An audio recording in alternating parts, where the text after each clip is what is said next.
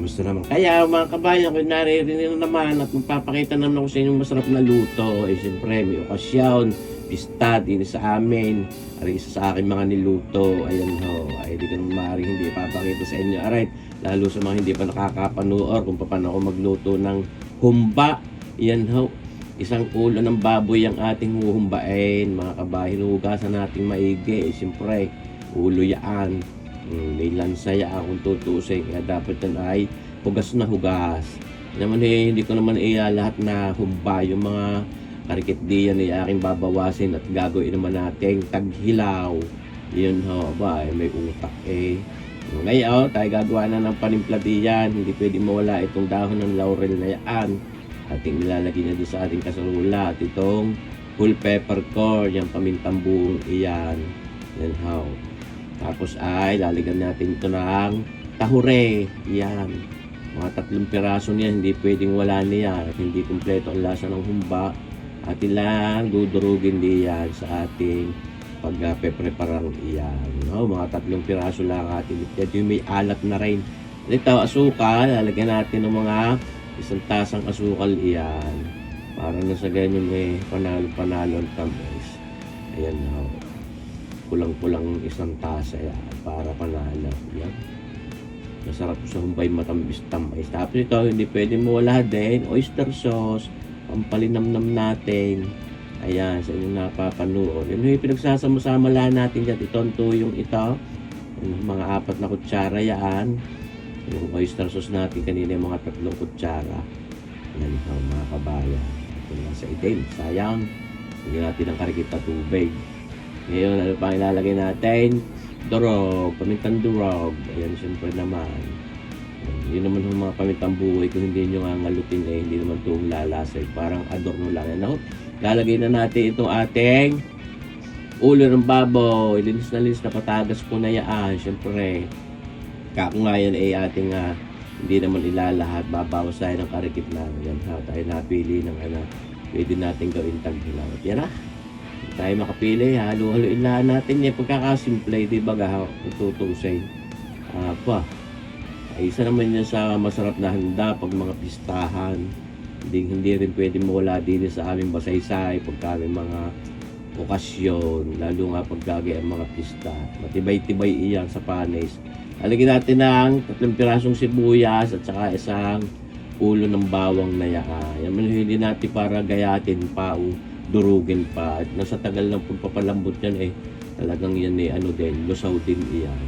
No, tayo nag-apoy natin, sinalang na natin yung ating tumbang ito. Yan mga kabayan. Pinabibilis na natin ang video. Ating mababalik-balikin yan. Siyempre, makutuan. Baka magtutong ang ilalim. Wala pa tayo inilalagay na sa bawdiyan para yung ating pampalasa ay infuse diyan sa karne o sa ulo ng baboy na yan tumalab muna sa kaibutura kaya nga kahit matigas pa ay nakalagay na ang panimpla para habang nalambot ina-absorb yung ating mga panimplang iyan kasi yun yung ating babalik-balikin sabi ko nga wala pa ang sabaw baka magtutong ang ilalim tayo nakakatas siya yung natural na katas pa niya karneng iyan yung ulo ng baboy na yan. Mamaya natin sasabawan. Kinukulog natin, siyempre, kung may habang pinalalambot ay concentrated pa yung flavor. Yan, dito ang ating pinaghalbasan ng ating gagawing taghilaw. Yun kita nyo ba gaya? May utak yun nalagay doon sa siplak na yan. Nagkatas din ang utak. May katas din ang utak. Sayang kung hindi natin gagamitin yung ating pinaghalbusang iyon. Kaya may sasabawan pa rin natin mga kabayan. Kita nyo ba gaya? Talaga namang sarap din naman nga niyang humba, mabagong saing, masinangag, mabahaw, manalo lagi iyang humbang niya. Kaya kung kahit may pakita ko na sa dati itong mga pangaluto ko yung mga hindi pa nakakapanood yung humbang ulo ng baboy sa buhay. Nilagyan natin yung black caramel na yan mga kabaya, mga 2 kutsara at kalahati iyaw yan yung pampatingkad ng kulay ng ating humba at saka karaniwan yung nakikita sa mga ganyang klase ng lutuin ko, yung mga tinutuyuhan.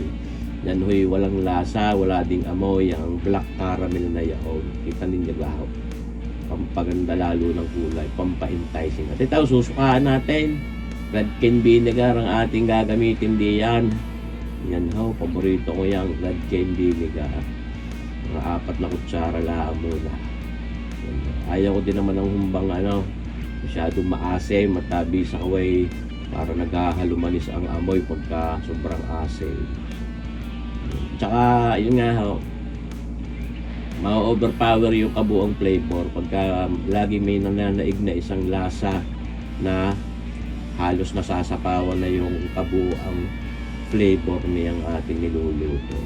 Dapat ho ay may balance lagi. At halo-haluin pa rin nung matapos makutuan yung suka na inilagay natin. Yun ay pinakuluan muna natin nang hindi mahilaw daw. Sabo nung ina saka ng nanay, dawa haluin agad. At ito, pampatingkad ng lasa ng ating baboy, ang ulong baboy na nilagay tayo ng isang pirasong pork broth cube. Ayan mga kabayan, pampalasa, pampatingkad ng lasa. Ay kumpleto sa ricados na yan, lasa ng ating humbang talagay. Pag napalambot natin ay panalong panalo. Ngayon, siyempre hindi natin makapalambot siya ng tuga pag hindi natin sinabawan niya mainit na tubig ng ating inilagay diyan. Sapat para mapalambot iyan at para masarsa din ang ating humba. Dahil sa totoo lang ho, ang masarap din diyan sa humba ay yung pinaka sarsa niya, yung pinakalahor, yung mga kabayan, tsaka yung mga taba-tabang yung mga gatil-gatil at nako, ito yung mga pinagtaingahan iyon. Dadagdagan natin ng toyo. Ayan mga kabayan, yan ho, mga 4 na kutsara pa. Ayan. Tapos ating hahaluin at kako nga ay laging hinahalot para balansa ang luto. Bukod sa pagkukulob natin, ating tinatakpan ay ating babalikin. At ito, dadagdagan natin black caramel, mga 2 kutsara pa. At talagang kumpleto na ang kulay niyang ating humbang ulo ng baboy ni Sir Buyay. Mga kabayan, kita niyo ba ganyan? Talaga namang nag-aayaya na ang sarap. Palambot na ng palambot niya. Pero hindi rin maganda pagka sobrang lubsak. Dapat ay may ligat pa din pag kinaga. Nakakabat itaw. Hindi pwedeng mawala. Naku, hindi kumpleto ang lasa ng ating humba pag hindi natin nilagyan yung hinibrang iyang. Yung Jane.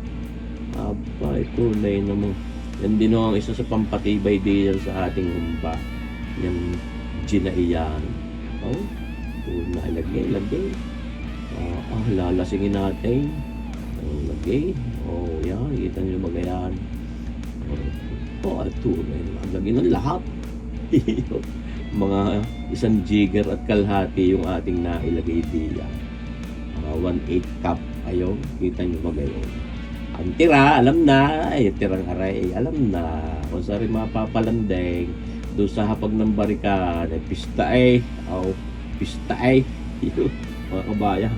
At ipinabulak din para yung spirit nung gin ay ating mapasingaw din. Baka mahilaw ma-overpower. Yan naman hindi para malasa yung gin na yaw. Talaga lang merong parikip na distinct na ikaw ay malilitaw. Ano yung lasa yun? Pero masarap.